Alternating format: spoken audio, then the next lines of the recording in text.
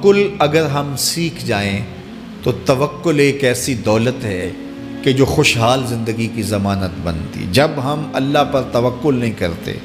اور ہم سمجھتے ہیں یہ سب کچھ ہماری محنت کا نتیجہ ہی ہوگا، اور نتیجہ جب نہیں آتا تو پھر ہم بے چین مضطرب ہو جاتے ہیں، اور جب ہم اس پہ توکل کر لیں تو پھر ہمارا صرف اتنا ہی کام ہے کہ میاں ہم یہ کام کر رہے ہیں، بس یہ حکم، ہم بیج بو رہے ہیں، بس یہ حکم ہے اور بو رہے ہیں، باقی اس پہ بھروسہ ہے، یہ کام اس کا ہے کہ اس نے اس کو اگانا ہے، اس کے اوپر پھل لگانے ہیں۔ تو جب اس پہ توکل ہو جائے تو بندہ سوکھا رہتا ہے، ورنہ بندہ مشکل میں مبتلا ہو جاتا ہے۔ بسا اوقات ایسا ہوتا ہے کہ بندہ ایک منصوبہ تیار کرتا ہے، اس کا عملی نتیجہ اس کو سامنے نظر آ رہا ہوتا ہے، لیکن نتیجہ بالکل الٹ جاتا ہے۔ سید علی المرتضیٰ فرماتے ہیں میں نے اپنے ارادوں کی شکست سے ہی اپنے رب کو پہچانا ہے، کہ میں ایک منصوبہ تراشتا ہوں کہ یہ اور یوں ہوگا اور وہ ہونا چاہیے، لیکن نتیجہ وہ نہیں آتا، تو کوئی طاقت ہے اس کا جو نتیجہ بدل دیتی ہے۔ تو بندہ اس طاقت پہ یقین کرتے، اس پہ توکل کر کے جو ہے وہ اس پہ بھروسہ کر لے تو زندگی سوکھی ہو جاتی ہے۔ مغرب میں جو اللہ پر یقین نہیں رکھتے وہ خودکشی کر لیتے ہیں کہ یہ کیوں ہو گیا، ایسا نہیں ہونا چاہیے تھا، لیکن ہم خودکشی اس لیے نہیں کرتے، ہم کہتے ہیں میرا رب جس طرح چاہے اس طرح ہی ہوتا ہے، جو اس نے طے کیا ہوا ہے وہ کر کے رہتا ہے، اس لیے تم اس پہ توکل کر لو اور اس پہ بھروسہ کرو۔ حضور علیہ الصلوۃ والسلام نے فرمایا لو انکم توکلون علی اللہ حق توکلہ، اللہ پر توکل کرنے کا جو حق ہے اگر تم وہ ادا کر دے تو فرمایا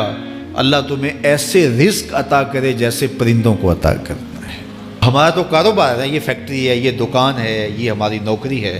ہم نے یہاں سے کمائی کرنی ہے۔ پرندوں کا کوئی کاروبار نہیں ہوتا، کوئی نوکری نہیں ہوتی، کوئی ٹھیا، کوئی اڈا نہیں ہوتا جہاں جا کے انہوں نے رزق کے لیے کوئی آغاز کرنا ہوتا ہے،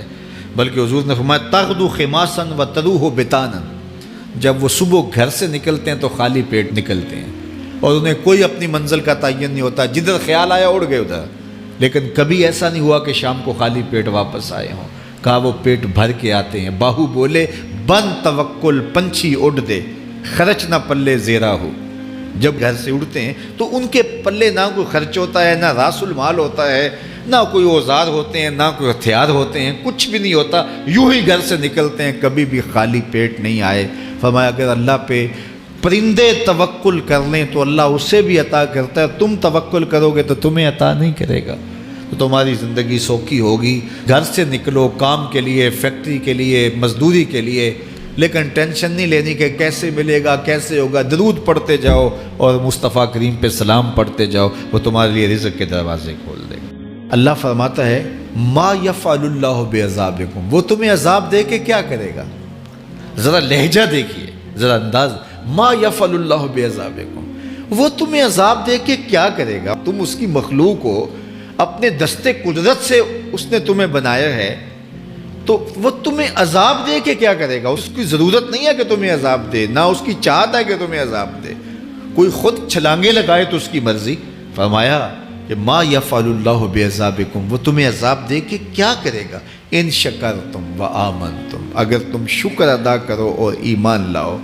تو وہ تو قدردان ہے جو کوئی اس کا شکر کرتا ہے اور جو اس پر ایمان لاتا ہے۔ تو اللہ اس کے لیے عذاب نہیں رکھا، اس کے لیے رحمتیں رکھی ہوئی ہیں۔ تمہیں دست قدرت سے بنایا ہے اور وہ تمہیں خوش دیکھنا چاہتا ہے، تمہیں خوشحال دیکھنا چاہتا ہے، تمہیں سرشار دیکھنا چاہتا ہے، تمہیں نہال دیکھنا چاہتا ہے، تمہاری زندگی کو خوشگوار دیکھنا چاہتا ہے۔ تم نے اپنے آپ کو خود اپنے اعمال کی وجہ سے مصیبتوں میں ڈالا ہے، تو کہا شکر کرنے کی عادت ڈال لو، دیکھنا پھر اللہ تعالیٰ جل شانہ کی رحمتیں تمہارے اوپر کس طرح اترتی ہیں، اس کی نوازشیں تمہارے اوپر کیسے برستی ہیں۔